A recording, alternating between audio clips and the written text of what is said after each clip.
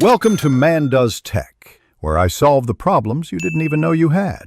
You begin by inspecting materials and telling the shoe apart from replicas.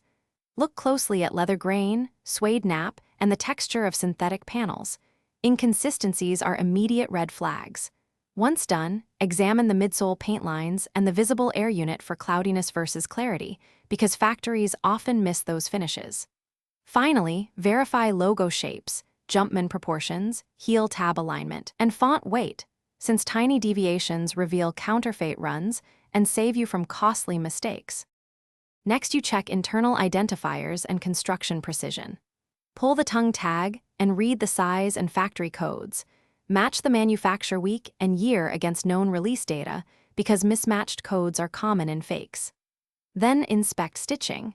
Uniform stitch length and reinforced joints are hallmarks of authentic production, so inconsistent rows or loose threads are suspect. Compare the outsole tread pattern and color shade to verified examples and flex grooves for correct tooling.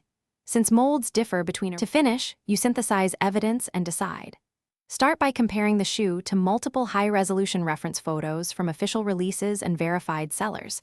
Spot differences in color hue, proportions, and detailing.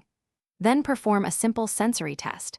Check for strong glue odors, evaluate cushioning response and shoe weight. Authentics have consistent materials and feel. If doubts remain, document discrepancies with dated photos and seller messages, and make sure to request proof of purchase. This trail helps when disputing a sale or returning items. Thanks for watching. If you found this helpful, don't forget to like and subscribe.